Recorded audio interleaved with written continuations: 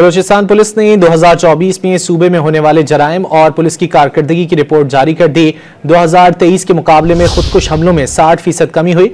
मजीद जानेंगे don news के नुमाइंदे अब्दुल्ला जहरी से। अब्दुल्ला, क्या कारकर्दगी रही बलूचिस्तान पुलिस की?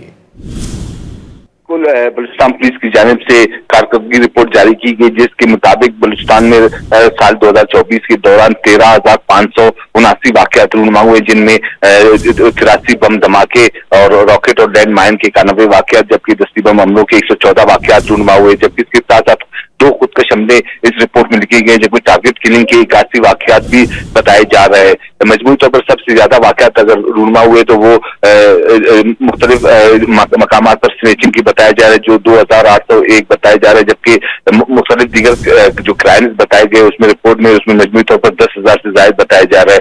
क्वेटा पुलिस की जानिब से 9 मुख्तलिफ मकामात से डेड बॉडीज भी बरामद की गई, जबकि रवा पर तावान के 419 वाकयात रूनुमा हुए, जिनमें से ये बताया जा रहा है कि सिर्फ और सिर्फ केसेस को ट्रेस किया जा सका, जबकि दीगर वाकयात को ट्रेस नहीं किया जा सके। इसके साथ साथ अगर वाकयात की हम बात करते हैं तो मंशियात के खिलाफ कार्रवाइयों में 6,170 किलोग्राम चरस बरामद किया गया, जबकि अफीम 94 किलो और 10 किलो हीरोइन और इसके साथ साथ 228 किलोग्राम जो शीशा बरामद किया गया। पुलिस की जानिब से ये भी बताया जा रहा है कि 77 गाड़ियां क्वेटा शहर से छीनी गई, जबकि 611 मोटरसाइकिलें छीनी गई, जिनमें से बेशतर इस वक्त भी ट्रेस नहीं किए जा सके हैं। जी, बहुत शुक्रिया अब्दुल्ला जहरी इन तफसीलात के।